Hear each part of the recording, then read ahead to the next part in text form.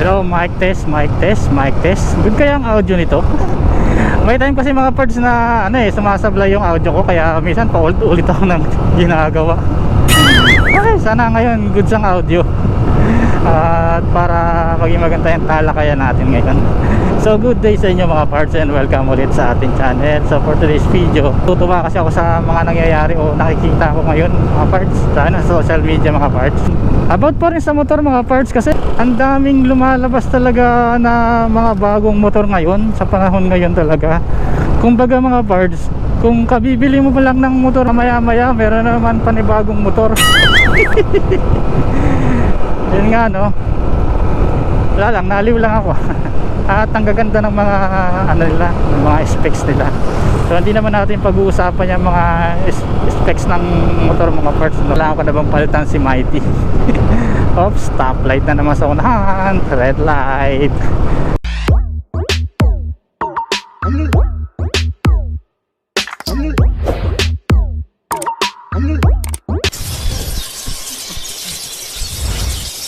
So yun nga mga parts, no, kung kailangan ko na ba siyang palitan si Mighty, no?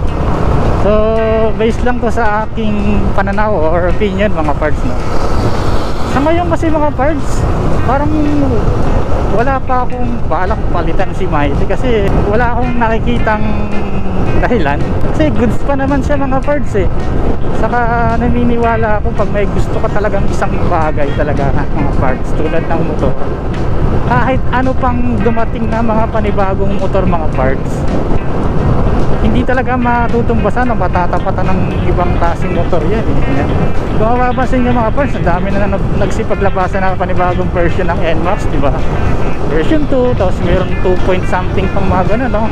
Pero sa mga bagong lumalabas na NMAX ngayon, nasabi ko na nga naman talagang advance yung technology, no? Nandiyan na nga yung meron mga traction control, diba? Tapos may mga Y-Connect. Kasi mga parts nung kumuha talaga ako ng NMAX motor, totoo lang, hinanap ko talaga yung nais ko talaga, yung hindi agad-agad ako magsasawa o papalitan talaga. Kasi ang ninais ko talaga sa isang scooter, yan, dual disc brake. Tapos siyempre napaganda pa, ABS, no? 2 channel, harap at likod meron. So sa isang scooter, napakalaking bagay yun mga parts pag may ABS ka talaga. Malaking bagay yun para sa isang scooter. Kaya nanatiling si Mighty pa rin yung gusto ko, yung NMAX version 1 mga parts yan. Kung tutusin nung una yung looks nito, hindi ko talaga trip yung looks nito eh. Ewan ko ba bakit ko nagustuhan. Siguro natanggap ko na rin ang ganang itsura niya. Saka okay naman, parang napaka simpleng elegante lang siya. Yan, hindi masyadong sa looks. Saka may kanya-kanya naman tayong nais talaga pagdating sa motor. Yan. Ano bang mga bagong motor yung mga ngayon mga parts? Yung ADB, yung 160 mga parts, no? Yun, maganda rin yung ADB na yun. Kasi yun nga, 4 valves na. At siyempre yung performance ng engine, di ko alam kung malakas na rin pa yun. Siguro malakas na rin kasi 4 valve nga mga parts, no? Ang top speed daw around 120 ganon. So kaya namang i-reach ng NMAX yung mga parts, yung 120. Yan, NMAX or Aerox kaya naman i-reach kung gusto mo speed. Pero goods yun mga parts, yung ADB, ganda yun. Since na parang wala pa talaga akong balak palitan to, saka hanggang ngayon mga parts, napakaganda pa rin para sa akin itong NMAX version 1. Kaya hindi ako naaakit sa mga bagong motor ngayon. Pero siyempre may natitipuan din tayo. Yan. Pero kung ikukumpara ko sa nasubukan ko na dito sa NMAX, diba, hanggang sa ngayon buhay pa, wala pang nagiging problema. Kasi number 1 talaga pagdating sa motor mga parts, kailangan talaga alaga talaga sa engine oil lang mga parts. Para tumagal yung motor natin, engine oil lang talaga yan. Tapos alam natin yung dapat na gawin, yung basic maintenance. Yun lang talaga eh. Pag nagawa mo yung mga yun, tatagal talaga yung buhay nito. Sa ngayon mga parts, 3 years na mahigit sa akin to, 35,000 na yung tinakbo. Maayos pa rin, wala pang nagiging problema talaga mga parts. Tsaka mga parts, hindi ko pa pala ito napapa major tune up mga parts. Yung valve adjustment ba yung tinatawag doon, yung Yun, sa intake saka exhaust, yung ina-adjust yung valve clearance. Hindi ko pa napapaganon mga parts kasi wala pa naman ako nararamdaman kakaiba eh. Siguro parang pinaka major tune up ko lang dito yung ano, yung dinis ng throttle body mga parts. Yun lang. Pero yung bubuksan yung pinaka head ng engine, wala pa mga parts. Hindi pa. Proper maintenance lang pagdating sa motor, mapapahaba niya yung buhay ng motor. At magpapagas po na ako. Ayan. So 68 nga. 68, 69 na siya ngayon.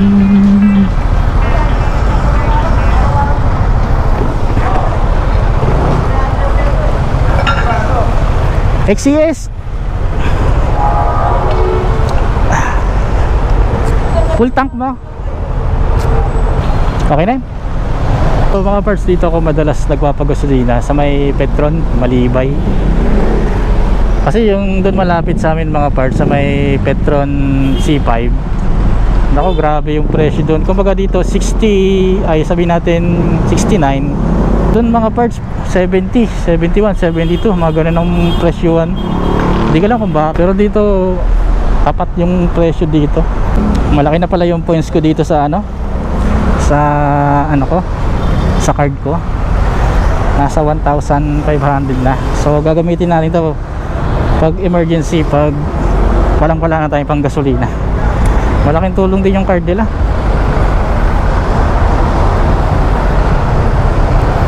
Wala mong napaabot ko ng 1,000.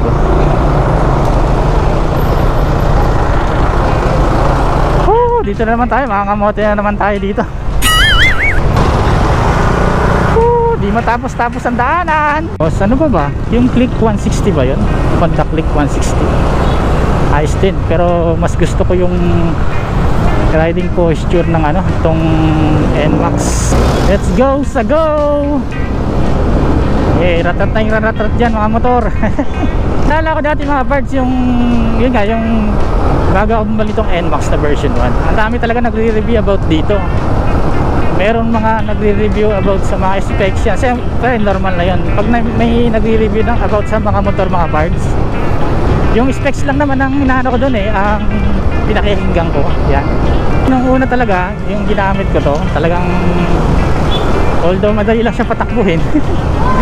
May kabigatan nga ng bahagya compare sa Raider 150 dating ginagamit ko.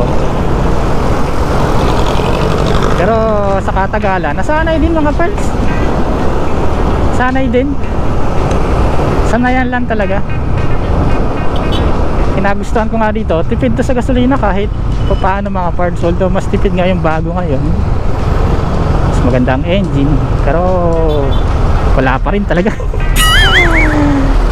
Gusto ko pa rin talaga ang NMAX version 1. Well, sarili ko lang tong opinion mga parts, no? Hindi naman to opinion ng iba lang. Sabi kong iba pa rin talaga yung mas matagal mong nagamit. Napaka tining pa ng ano, ng engine ito mga parts. Pag tumatakbo, wala kang mararamdaman na masama sa engine.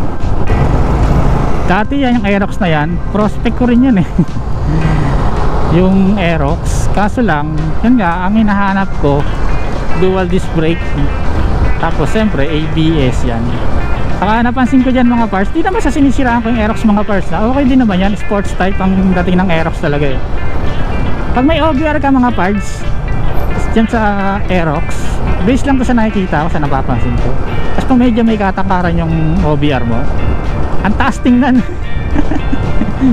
Yun, taas tingnan. Saka ang nipis ng ano, ang nipis ng foam niya sa, o yung sa angkasan mga parts, ang nipis ng foam niya compare dito sa NMAX. So yun nga no, hindi pa pala ako nagpapalit ng upuan nito kasi isa sa matitibay na ano talaga, upuan talaga based sa akin o based sa experience ko, yung stock talaga. Yun, the best talaga. Pero kung sakaling magpapalit ako ng motor, siguro hindi na NMAX, siguro mga parts. Siguro ibang brand naman ng motor mga parts. Sa mga motor mga parts, sabihin natin yung 4 na brand, yung Kawasaki, Suzuki, Honda, ito nga yung Yamaha. Lahat ng mga yan mga parts, may mga specialties yan mga parts. Yung gaano sila katibay, diba? Meron yung mga yan. So far mga parts, ang mga nasubukan ko ng motor mga parts yan, yung Yamaha, yung Suzuki, Honda. Sa Honda naman, yung dati kong motor na Wave 125. Kasi ko nga sa Honda mga parts, mga lower cc, sabi natin mga 150cc pababa, ang titipid talaga sa gasolina mga parts. Yan, titipid sa gasolina. Pero sa Yamaha, kagandaan naman sa Yamaha, mabilis ang pyesa mga parts. Hindi mahirap maghanap ng pyesa pagdating sa Yamaha. Yun, kaya siguro parang number 1 talaga dito sa Pilipinas, karamihan mga naka-Yamaha. Yun. Kumbaga, kung pipili kayo ng motor, isipin nyo rin kung mabilis pa sa parts. Yan. Pero yung mga Honda, meron naman yan, Honda. Yung alam medyo minsan maghahanap pa talaga. Sa Suzuki naman mga parts, ang nasubukan ko lang sa Suzuki, yung Raider 150 talaga. Second hand ko lang nabili yun mga parts. Namimiss ko na nga mag-manual eh. Ano kaya? Mag-manual naman kaya ako susunod. Baka hindi na ako magpatakbo ng manual. Since na usapang motor naman talaga pagdating sa manual,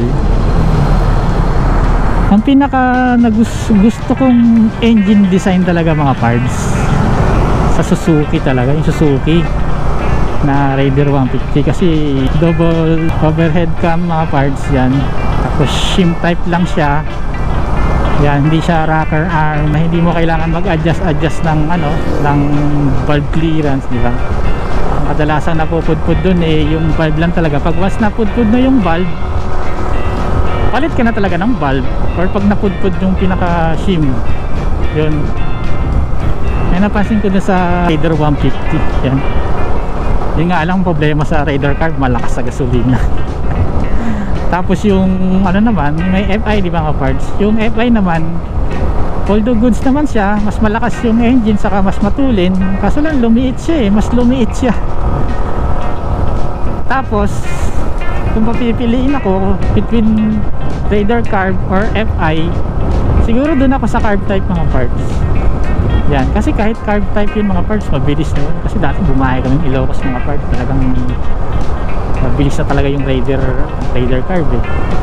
Pagpili ng motor, talagang kayo talaga magdi-decide mga parts, hindi ibang tao.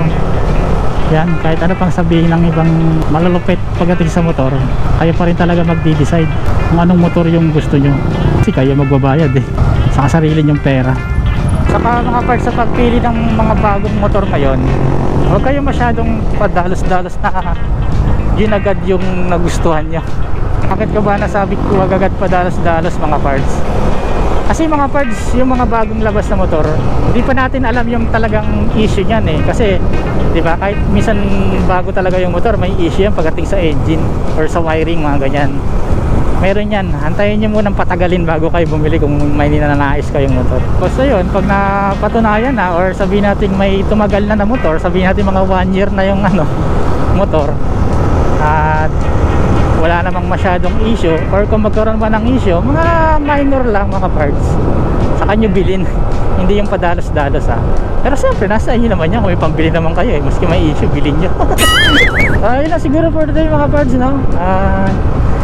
Like, share, and subscribe na lang mga parts, saka paki-click na lang ating notification bell para updated kayo sa kada video nating in-upload. So ayun lang for today mga parts, salamat!